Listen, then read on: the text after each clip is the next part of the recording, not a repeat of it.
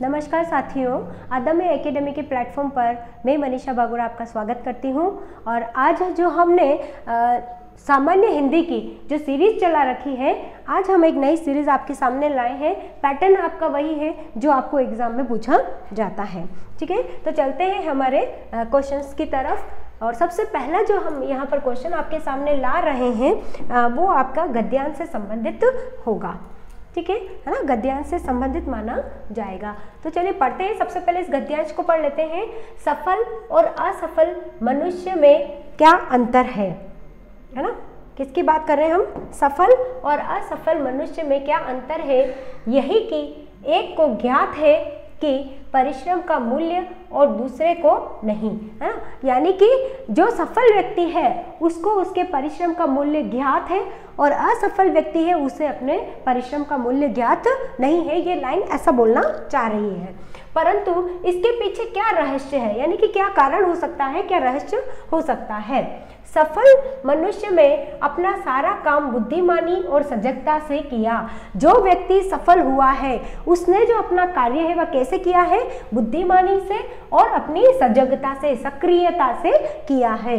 जबकि असफल व्यक्ति ने काम को बोझ मानकर किसी प्रकार काम को पूरा किया है। यानी कि व्यक्ति जो असफल हुआ है ना, हम इसके पीछे रहस्य क्या है देख रहे हैं। तो सफल व्यक्ति का जो रहस्य है वह क्या है कि उसने अपने काम को बुद्धिमानी और सजगता से किया, जबकि असफल व्यक्ति ने अपने काम को, है ना, उस काम को बोझ मान लिया, भार मान लिया और उस काम को किसी न किसी प्रकार से पूरा कर दिया। नहीं, ये मेरे को बस पूरा करना है, और उसके आगे उसने कुछ नहीं सोचा, पूरा अपना एफर्ट नहीं लगाया है। ऐसे लोग काम तो बहुत करते हैं किंतु उनमें अपनी संपूर्ण निष्ठा और आस्था नहीं रखते। ऐसे व्यक्ति, है ना, जो असफल होते हैं वह काम ज्यादा करते हैं सफल व्यक्तियों से, लेकिन वह क्या नहीं करते, अपनी पूर्ण निष्ठा और आस्था उस कार्य में नहीं लगाते हैं, यानी सजगता से वह कार्य नहीं करते हैं। परिणाम यह होता है कि उनके द्वारा किए गए कार्यों में अपेक्षित सफलता नहीं मिल पाती है और वे व्यर्थ ही भाग्य को दोष देते हैं, है ना, और वे अपने काम को सफल नहीं कर पाते हैं और फिर क्या कहते हैं कि हमारा तो भाग्य ही खराब है, हमने बहुत मेहनत की लेकिन हम सफल नहीं हुए, है ना। तो ये जो है आपका गद्यांश, वह किस ओर, सफल और असफल व्यक्ति में क्या अंतर है उस ओर हमको इशारा कर रहा है। अब देखिए इसके प्रश्न जो है, हमने पहले ही कहा है कि किस प्रकार से पैटर्न बनता है, उसी के अनुसार यहाँ पर आपके सामने प्रश्न है। देखिए, असफल शब्द में समास कौन सा है ना। यहाँ पर जो असफल लिखा हुआ है उसमें हमें समास बताना है। देखिए, अ है द्विगु समास, ब है तत्पुरुष समास, स है कर्मधारय समास और द है अव्ययी भाव समास, है ना। असफल, है ना, अधन सफल, है ना, जो सफल नहीं हुआ है, अ न में बदल जाएगा और ये जो है आपका तत्पुरुष में चला जाता है। यानी कि असफल शब्द समास का जो शब्द का जो समास है वह तत्पुरुष समास होगा। इसका बिल्कुल आंसर यह सही है। दूसरा प्रश्न देखते हैं। गद्यांश का उपयुक्त शीर्षक से हमेशा पूछा जाता है ना, क्योंकि हर गद्यांश का कोई ना कोई अपना शीर्षक जरूर होता है। देखिए ऑप्शन अ में देखिए बुद्धिमान व्यक्ति, ऑप्शन ब में है कर्तव्यनिष्ठ व्यक्ति, ऑप्शन स में है सफल और असफल व्यक्ति में अंतर और ऑप्शन द है उपयुक्त सफी, है ना। तो आपको सिंपल सा ये दिया गया है, आपको यहाँ पर आंसर आ भी गया होगा इतनी देर में, तो जितनी देर में मैंने पढ़ा है ना। तो आपका यहाँ पर उत्तर जो होगा वह होगा स, यानी सफल और असफल व्यक्ति में क्या अंतर है, बस ये इस पूरे गद्यांश के अंतर्गत हमको बताया गया है। नेक्स्ट क्वेश्चन की तरफ चलते हैं। गद्यांश आपका वही है, इसमें प्रश्न आपका तीसरा प्रश्न देखिए। वे व्यर्थ में ही भाग्य को दोष देते हैं, है ना। यह वाक्य को अपूर्ण भूत में परिवर्तित करें, है ना। अपूर्ण भूत काल में परिवर्तित करना है। काल से हमेशा एक प्रश्न जरूर आता है ना। तो यहाँ पर देखिए देते हैं, दोष देते हैं, है ना। यहाँ पर जो आपका इसको जो हमें भूतकाल में, और वो भी कौन से, अपूर्ण भूत में परिवर्तित करना है। ऑप्शन देखते हैं। अब देखिए, वे व्यर्थ में ही भाग्य को दोष देते रहे थे। ऑप्शन ब में है वे व्यर्थ में ही भाग्य को दोष देते थे। स में है वे व्यर्थ में ही भाग्य को दोष देते रहते थे। और द में है वे व्यर्थ में ही भाग्य को दोष दे रहे थे, है ना। तो आपका जो अपूर्ण भूत है, अपूर्ण, भूतकाल भी होना चाहिए लेकिन अपूर्ण होना चाहिए, है ना। तो वो प्रश्न है, तो इसका आंसर जो होगा वह आपका ड बिल्कुल सही होगा, यानी कि वे व्यर्थ में ही भाग्य को दोष दे रहे थे, है ना। ये अपूर्ण भूत के अंतर्गत आएगा, ठीक है। नेक्स्ट क्वेश्चन भी यहीं पर है, देखिए क्वेश्चन 4 यहाँ पर लिखा हुआ है, किस शब्द में उपसर्ग व प्रत्यय का साथ में प्रयोग हुआ है। किस शब्द में उपसर्ग व प्रत्यय का साथ में प्रयोग हुआ है, कौन सा ऐसा शब्द है जिसमें उपसर्ग और प्रत्यय दोनों आए हैं। देखिए बुद्धिमानी, सजगता, असफल और संपूर्ण, है ना। तो यहाँ पर अब ये भी बहुत इजी है, ऑप्शन आपका बी बिल्कुल सही होगा। ब यानी कि क्या लिखा हुआ है, सजगता, है ना। अगर आप देखें तो स आपका उपसर्ग के अंतर्गत आ जाएगा, उपसर्ग में आ जाएगा, और यहाँ पर ता जो है वह आपका प्रत्यय के अंतर्गत आ जाएगा, ठीक है ना। इसी तरीके से संपूर्ण में देखें तो सिर्फ सम उपसर्ग लिखा हुआ है ना। असफल में सिर्फ अ उपसर्ग है, प्रत्यय है ही नहीं। बुद्धिमानी, इसमें मानी, है ना, आनी जो है बुद्धि और मानी, इस पे जो है ये केवल प्रत्यय लगा हुआ है, उपसर्ग इसमें नहीं है, है ना। तो इस तरीके से आपका जो ब आंसर है वह बिल्कुल सही होगा। अब देखिए क्वेश्चन 5, यानी कि 5वां क्वेश्चन देखते हैं। बोझ शब्द का पर्याय है, जो आपका बोझ शब्द है यानी कि काम को बोझ के रूप में मानकर चलते हैं, वह वहां से लिए गया है बोझ। बोझ में देखिए ऑप्शन आ में है भार, ऑप्शन ब में है वजन, ऑप्शन स में है गुरुत्व और ऑप्शन द में है सभी, है ना। तो भार, वजन और गुरुत्व तीनों ही क्या है, बोझ शब्द के पर्याय हैं। ऑप्शन ब द जो है आपका वह सही होगा, यानी कि ये सभी क्या है, इसके पर्याय हैं। चलिए अब देखिए, एक गद्यांश आता है और एक पद्यांश आता है, तो हम यहाँ पर पद्यांश की बात करते हैं। देखिए पद्यांश पढ़ लेते हैं। निम्नलिखित पद्यांश के आधार पर प्रश्नों के उत्तर दीजिए। अब पद्यांश पढ़ते हैं, क्या है, हंस लो 2 क्षण खुशी मिली घर, वरना जीवन भर क्रंदन है।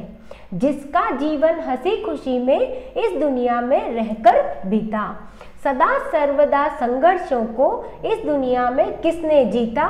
खिलता फूल म्लान हो जाता, हंसता रोता चमन चमन है। ठीक है, कितने रोज चमकते तारे, कितने रह रह गिर जाते हैं, हंसता शशि भी छिप जाता है जब सावन घन गिर आते हैं, है ना। देखिए बहुत ही अच्छा जो है आपका पद्यांश दिया हुआ है।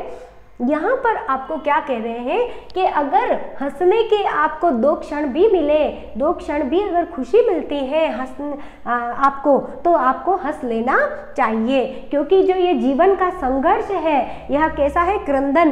क्रंदन का मतलब रोना है, यानी कि जीवन में जो हम जीवन भर जो है रोना ही है। रोने का मतलब यहाँ पर ये नहीं है कि हम रोते रहे, इसका मतलब ये कि संघर्ष ही संघर्ष है हमारे जीवन में। किसका जीवन हंसी खुशी में इस दुनिया में रहकर बीता, यानी कि केवल हंसी खुशी से ही आपका जीवन नहीं बीतता है, आपको जो है कष्टों का, दुखों का सामना भी करना पड़ता है। सदा सर्वदा संघर्षों को इस दुनिया में किसने जीता, यानी कि सदैव जो है संघर्ष चलता रहता है, तो इस दुनिया में ऐसा कौन है जिसने उनको जीता है। खिलता फूल म्लान हो जाता, म्लान का मतलब मूर्छित हो जाता है, यानी कि जो सुबह फूल खिलता है वह भी क्या होता है, थोड़े समय बाद मूर्छित हो जाता है। हंसता रोता चमन चमन है, यानी कि हर जगह पे जो हंसना रोना चलता रहता है, यानी सुख दुख का आना जाना चलता रहता है। यहाँ पर सुख दुख को ही बताया गया है। कितने रोज चमकते तारे, है ना, बहुत सारे जो है तारे चमकते हैं, लेकिन कितने ही रह रहे गिर जाते हैं, लेकिन वह भी क्या है, गिर जाते हैं। तारों का चमकना एक खुश होना है, और जब तारे गिरते हैं तो वह दुख का प्रतीक माना गया है। हंसता शशि भी छिप जाता, शशि यानी चंद्रमा को बताया गया है कि हंसता हुआ चंद्रमा भी छिप जाता है। कब, जब सावन में जो है घनघोर, यानी कि जब बादलों से जो है आसमान गिर जाता है ना। तो ये बात बताई गई है। देखिए बहुत अच्छा है, आपको इससे जो है कुछ ना कुछ सीखने को मिलता है ना। तो देखिए क्वेश्चन आंसर पर आ जाते हैं। प्रश्न पहला है आपका, यह पद्यांश मूलतः है, ऑप्शन आ में देखिए भावपूर्ण, ऑप्शन ब में है निराशावादी, ऑप्शन स में है प्रेरणावादी और ऑप्शन द में है विचारात्मक। बहुत ही अच्छा है, मैं आपको कह रही हूँ, इससे हमें उत्साह मिलता है ना, यानी कि हम क्या होते हैं, इससे प्रेरित होते हैं कि हम जो है इस दुनिया में जो है सुख दुख तो चलते ही रहते हैं, लेकिन हमें आगे चलना चाहिए, है ना। तो ये है आपका प्रेरणावादी, प्रेरणादायी जो है ये आपका पद्यांश माना जाएगा। नेक्स्ट देखिए, जब सावन गन गिर आते हैं, रेखांकित वाक्य में अलंकार है ना। देखो यहाँ पर जो है रेखांकित नहीं किया गया है, एक मिनट थोड़ा रुकिएगा। देखिए अब हम यहाँ पर जो है ये रेखांकित है, गन गिर है ना, रेखांकित है। अब यहाँ पर ये आपको बताना है कि ये कौन सा अलंकार यहाँ पर दिया गया है इसमें, है ना, इस पद में। तो देखिए ऑप्शन देखिए अनुप्रास, ऑप्शन ब में है रूपक, ऑप्शन स में है अतिशयोक्ति और ऑप्शन द में है उपमा अलंकार, है ना। तो यहाँ पर अलंकार देखना है, गन गिर, है ना। तो ये जो है शब्द आपका ग में ग के बाद वापस घ का क्या हो रहा है, आवृत्ति हो रही है, यानी कि एक ही वर्ण की आवृत्ति बार बार हो रही है। इसका मतलब यहाँ पर जो है आपका ऑप्शन अ यानी अनुप्रास अलंकार जो है वह बिल्कुल सही होगा। ऑप्शन प्रश्न 3 में देखिए, हंसी खुशी शब्द में समास होगा, है ना। तो हम समास की बात करते हैं। ऑप्शन अ में देखिए तत्पुरुष, ब में है द्वंद्व, स में है द्विगु और द में है बहुव्रीहि, है ना, व्रीहि। तो अब देखिए बताइए कहाँ क्या होगा इसमें, हंसी और खुशी, ऐसा इसका जो है क्या होगा, पूरा शब्द बनेगा। तो यहाँ पर जो है आपका द्वंद्व समास होगा, ठीक है ना। तो आपका ये हो गया है। नेक्स्ट पेज पर चलते हैं। देखिए फिर से आपका पद्यांश है और चौथा क्वेश्चन है। चौथा क्वेश्चन ये, शशि शब्द का पर्याय है फूल, भंवरा, आकाश या चंद्रमा। ठीक है, बहुत ही इजी है ना, सीधी बात है। चंद्रमा जो है शशि का पर्याय है या शशि चंद्रमा का पर्याय है। अब बताइए क्वेश्चन आया है 5, देखिए पद्यांशों का उपयुक्त शीर्षक है। जो ये आपका पद्यांश दिया हुआ उसका शीर्षक क्या होगा, खुशियाँ ही खुशियाँ, संघर्ष ही संघर्ष, क्रंदन ही क्रंदन, सुख दुख का आना जाना, है ना। देखो खुशियाँ ही खुशियाँ नहीं हो सकती, कह रहा है कि जब भी खुशी मिले आपको ले लेना है, बाकी के जीवन में क्रंदन भरा हुआ है और हंसी खुशी में कोई भी नहीं इसको जीत सका है ना। संघर्ष ही संघर्ष केवल यह भी नहीं हो सकता है ना, और क्रंदन ही क्रंदन है यह भी नहीं, केवल रोना रोना ही नहीं है, बल्कि जीवन एक संघर्ष के साथ चलता है और सुख दुख का जोड़ा कहा जाता है। तो इसका मतलब जो है आपका ऑप्शन द है, सुख और दुख का आना जाना, ये बिल्कुल सही होगा। चलते हैं नेक्स्ट क्वेश्चन की तरफ, है ना। तो आपके गद्यांश के 5 और पद्यांश के 5 क्वेश्चन यहाँ पर समाप्त हो गए। अब देखिए 11वां क्वेश्चन जो है वह चलता है, दुष्ट की मित्रता स्थायी नहीं होती, यह कैसा वाक्य है ना। किस प्रकार का यह वाक्य दिया गया है, दुष्ट की मित्रता स्थायी नहीं होती।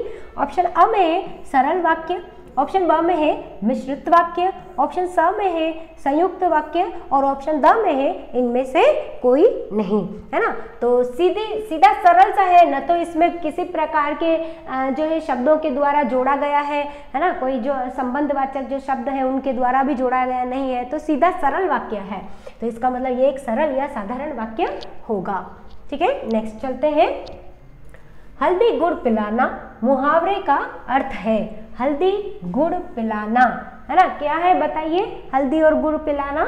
ऑप्शन अ में देखिए दवा देना, ऑप्शन ब में है इलाज करना, ऑप्शन स में है खूब मारना या ऑप्शन द में है आपका खूब प्यार करना।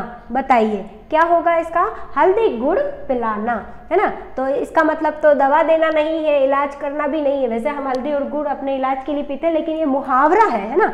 तो मुहावरा का जो अर्थ होगा वहां पर होगा ऑप्शन स आपका बिल्कुल सही होगा कि खूब मारना, ठीक है। अब आगे चलते हैं। अब देखते हैं, जिसे मापा ना जा सके वाक्यांश के लिए उपयुक्त शब्द इनमें से कौन सा है ना। जिसे मापा ना जा सके, वाक्यांश में शब्द जो हम पढ़ते हैं वो उसका क्वेश्चन है आपका। तो देखिए जिसे मापा ना जा सके, जिसे माप ही नहीं सकते हैं, है ना, दूर दूर तक जो फैला हुआ है। ऑप्शन अ में देखिए अपरिमेय, ऑप्शन ब में है अप्रतिभ, ऑप्शन स में है अप्रतिम और ऑप्शन द में है अविकल्प, है ना। तो आपका यहाँ पर आंसर जो होगा जिसे मापा न जा सके उसे अपरिमेय कहते हैं, है ना। तो आपका ऑप्शन अ बिल्कुल सही होगा। नेक्स्ट चलते हैं, इनमें से लोप चिन्ह कौन सा है? लोप चिन्ह, है ना, लोप चिन्ह की बात कर रहे हैं। इस लोप चिन्ह को वर्जन चिन्ह भी कहते हैं, आपको ये भी ध्यान रखना है। ऑप्शन अ में इस तरीके का होगा, ऑप्शन ब में, ऑप्शन स में और ऑप्शन ड में, है ना। तो बताइए किस प्रकार का चिन्ह होगा, है ना। लोप चिन्ह जो है इसको हम कहते हैं, ठीक है ना। ये तो विस्मय बोधक हो गया, है ना। ये हैशटैग जो वो आप लगाते हो वो हो गया, है ना, निर्देशन चिन्ह भी कह सकते हैं। और ये जो है आपका वो कैसा है, लाघव चिन्ह के रूप में बनता है, ठीक है। तो आगे चलते हैं। शुद्ध वर्तनी है अत्यधिक, पावनजन्य, स्त्रोत और वागार्थ, है ना। ये जरूर आपको प्रश्न आता है ना, बहुत बार आ चुके हैं, मतलब आता यही नहीं, इससे संबंधित जो प्रश्न है शुद्ध वर्तनी के वो बहुत आते हैं, है ना। तो इसको अत्यधिक लिखते हैं, अत्यधिक, अत्यधिक नहीं होता, अत्यधिक होता है, ठीक है। इसे पावनजन्य कहते हैं, है ना, ऐसा होता है। ये स्त्रोत है, स्त्रोत, है ना, ये है, ऐसा लिखते हैं इसको। यहाँ पर देखें इसकी लिखावट गलत है। और ये वागर्थ, ये बिल्कुल सही है ना। तो आपका जो आंसर होगा वह द सही होगा, ठीक है। चलते हैं आगे। अरहर की टट्टी गुजराती ताला लोकोक्ति का अर्थ है। देखिए बहुत ही चलने वाली लोकोक्ति है ये, है ना। तो इसका ऑप्शन जो है अ देखिए, दिखावा करना, ऑप्शन ब में है अनमोल साधन जुटाना, ऑप्शन स में है थोड़ी संपत्ति की अच्छी सुरक्षा करना और ऑप्शन द में है अल्प वस्तु की प्राप्ति पर इतराना, है ना। देखिए बहुत ही चलने वाली लोकोक्ति है, बहुत ही किंवदंती में के रूप में भी यह बहुत चलती है। ऑप्शन जो स है आपका वह बिल्कुल सही होगा, यानी थोड़ी संपत्ति की, है ना, अच्छे तरीके से सुरक्षा करना, है ना। क्या होगा? अरहर की टट्टी और गुजराती ताला।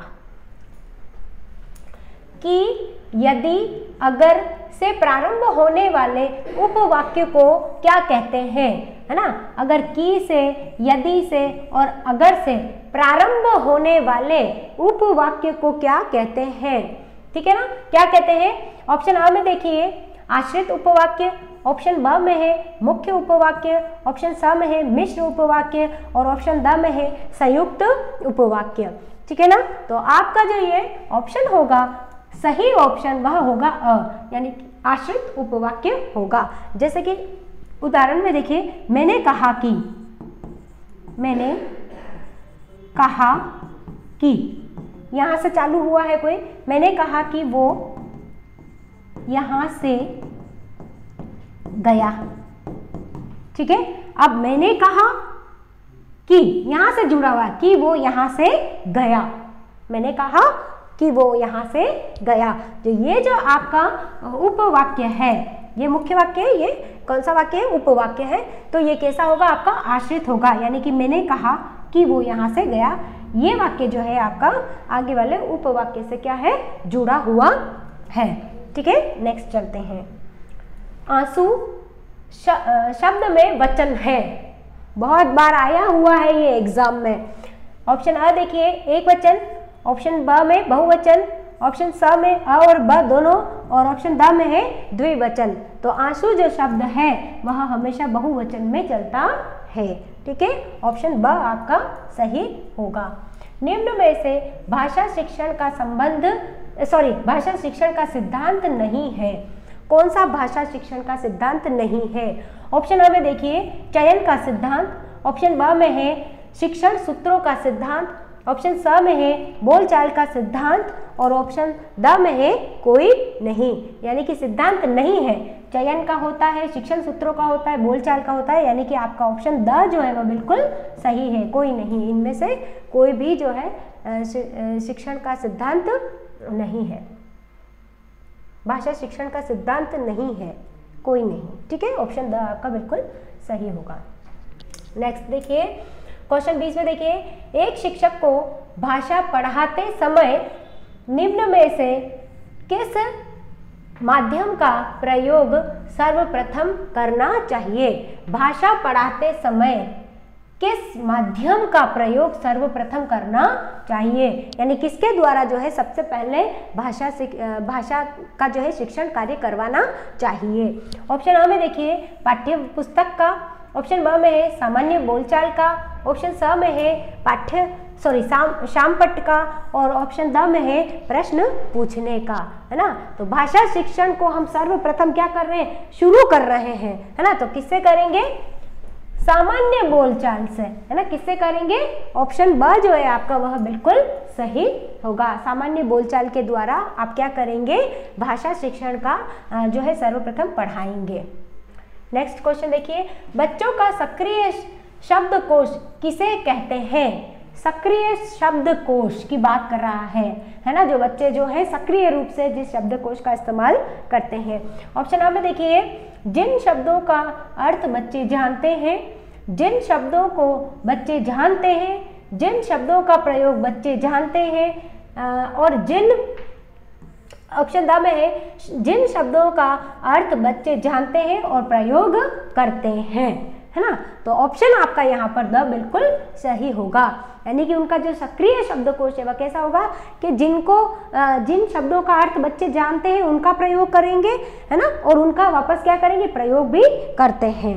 ठीक है, नेक्स्ट क्वेश्चन देखते हैं, क्वेश्चन 22। एक भाषा शिक्षण के रूप में सबसे बड़ी चुनौती है। भाषा शिक्षक की अध्यापक की बात करें कि एक आप भाषा अध्यापक है ना, किसी भाषा के अध्यापक है, मान लीजिए हिंदी है, अंग्रेजी है, उसके लिए आपकी सबसे बड़ी चुनौती क्या होगी। हम यहाँ पर हिंदी पढ़ रहे हैं तो हम ये सोचेंगे कि हम क्या है, एक हिंदी के जो है शिक्षक हैं। ऑप्शन द देखते हैं, बहुभाषिक कक्षा के शिक्षण के लिए उचित रणनीतियाँ तय करना, बच्चों को भाषा सीखने के महत्व से परिचित कराना। ऑप्शन स में है बच्चों की भाषा को संचार साधनों के प्रभाव से मुक्त रखना, और ऑप्शन द में है भाषा संसाधनों का अभाव है ना। बताइए सबसे बड़ी चुनौती क्या होगी। तो आपका यहाँ पर ऑप्शन अ बिल्कुल सही होगा, बहुभाषिक कक्षा के शिक्षण के लिए उचित रणनीतियाँ तय करना। ये आपके सामने एक भाषा शिक्षक के रूप में चुनौती होगी। नेक्स्ट देखिए, 23वां क्वेश्चन है, निम्न में से कौन सी क्रियाएं एक साथ चलती हैं। दोनों ही क्रियाएं एक साथ चलती हैं, उनको हमको है ना ऑप्शन में देखना है। ऑप्शन आ में देखिए पढ़ना और सुनना, ऑप्शन ब में है पढ़ना और बोलना, ऑप्शन स में है सुनना बोलना, और ऑप्शन द में है लिखना सुनना। एक साथ होने वाली क्रियाएं हैं, ठीक है ना। तो एक साथ जो होने वाली क्रिया है वो है ऑप्शन स, सुनना और बोलना। सुनना और बोलना यानी कि जो आप बोलते हो वो आप सुनते भी हो, ठीक है। ये वाला आंसर इसका स जो है बिल्कुल सही होगा। 24वां क्वेश्चन देखिए, मूल्यांकन हेतु अपनाई जा सकने वाली विधियां हैं। मूल्यांकन के लिए आप कौन सी विधियां अपना सकते हैं। ऑप्शन आ में देखिए निरीक्षण व साक्षात्कार, ऑप्शन ब में है पड़ताल सूची व प्रश्नावली, ऑप्शन स में है संचित अभिलेख व सामयिक जांच, और ऑप्शन द में है उपरोक्त सभी। मूल्यांकन आपको करना है ना। तो मूल्यांकन के लिए ये सारी जो है विधियां हम अपनाते हैं, यानी कि ऑप्शन द जो है वह आपका बिल्कुल सही होगा। चलिए क्वेश्चन 25 की तरफ चलते हैं। छात्रों में लेखन कौशल के विकास हेतु भाषा शिक्षण में उपयुक्त उपाय हैं। छात्रों में किसका विकास करना है, लेखन कौशल का ना, भाषा शिक्षण में उपयुक्त उपाय है, ठीक है। तो ऑप्शन अ देखिए छात्रों के अपने स्थान पर बैठने का उपयुक्त ढंग, ऑप्शन ब में है छात्रों के द्वारा कलम पकड़ने का तरीका, ऑप्शन स में है छात्रों द्वारा अक्षरों को सुडौल बनाने की तकनीक, और ऑप्शन द में है उपयुक्त सभी, है ना। लिखने का कौशल बालक में विकसित करना है। भाषा शिक्षण के उपाय क्या होंगे बताइए। तो आपका ऑप्शन द जो है वह बिल्कुल सही होगा। जैसे छात्रों के अपने स्थान पर बैठने का उपयुक्त ढंग, है ना, सही ढंग से अगर बैठेंगे, हाथ आपके जो है सही ढंग से खुलेंगे करेंगे तो आप अच्छे से लिख पाएंगे। छात्रों के द्वारा कलम पकड़ने का तरीका, आप पेन किस प्रकार से पकड़ते हैं उससे भी बहुत फर्क पड़ता है लिखने में। और अक्षरों को सुडौल बनाने की तकनीक। ये जो है तीनों ही जो है आपकी जो उपयुक्त उपाय होंगे, सही होंगे, इसलिए यहाँ पर द ऑप्शन हम राइट करेंगे। भाषा शिक्षण में बालकों की विस्मृतियों को रोकने के लिए आवश्यक है। विस्मृतियां यानी जो भूल जाते हैं बालक, उसके लिए हमें क्या करना चाहिए, है ना। ऑप्शन आ में देखिए, प्रेरणा देना, क्रमबद्धता, स में है अभ्यास और द में है यहाँ पर आपका सीखना, है ना। तो क्या करना चाहिए बताइए, विस्मृतियों को रोकने के लिए हमें क्या करना चाहिए, उसका अभ्यास करना चाहिए। विस्मृतियों को रोकने के लिए हम क्या करेंगे, अभ्यास करवाएंगे बालकों को। नेक्स्ट देखिए 27वां क्वेश्चन, भाषा शिक्षण में सबसे महत्वपूर्ण सिद्धांत है। सबसे महत्वपूर्ण जो सिद्धांत होगा वह कौन सा होगा, साहचर्य सिद्धांत, आवृत्ति का सिद्धांत, बोलचाल का सिद्धांत या लेखन का सिद्धांत, है ना। तो भाषा शिक्षण के लिए तो सबसे उपयुक्त जो सिद्धांत होगा वह होगा आवृत्ति का सिद्धांत। ठीक है, नेक्स्ट चलते हैं। इनमें से कोई एक बोलने या सुनने दोनों की विशेषताएं हैं। इनमें से कोई एक विशेषता जो है वह बोलने और सुनने दोनों की विशेषताएं होंगी। कौन सी होगी, ऑप्शन आ में देखिए, शुद्ध उच्चारण करना, ब में है ध्वनियों का विभेदीकरण करना, स में है रेडियो सुनना और द में है उपयुक्त सभी, है ना। इनमें से कौन सी एक विशेषता है जो बोलने और सुनने दोनों की है, ये बात पूछी गई है। तो ऑप्शन अ जो आपको दिखाई दे रहा है, शुद्ध उच्चारण करना, शुद्ध उच्चारण करना बोलने में भी है और सुनने में भी, दोनों की ही अपनी विशेषता है शुद्ध उच्चारण। नेक्स्ट देखिए 29वां क्वेश्चन है, भाषा के माध्यम से छात्रों का होता है।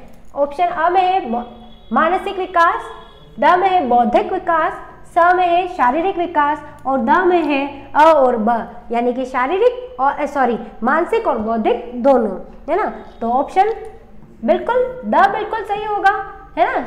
मानसिक विकास भी होता है भाषा के माध्यम से और बौद्धिक विकास भी होता है। शारीरिक विकास जो है भाषा के माध्यम से नहीं होता है। तो ऑप्शन द आपका बिल्कुल सही होगा।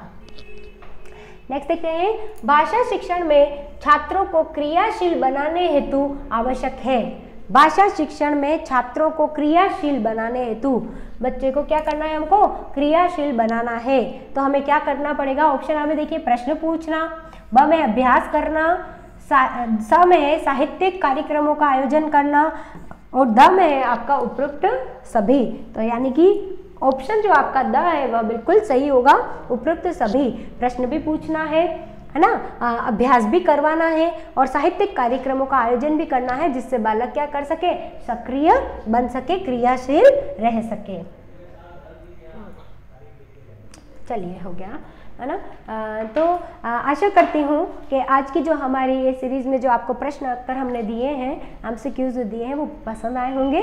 और अगर आपको और भी अगर आपको कोई परेशानी हो हिंदी में, चाहे साइकोलॉजी में, हमने पहले साइकोलॉजी की चला ली है, तो आप हमको ज़रूर मैसेज करें। धन्यवाद।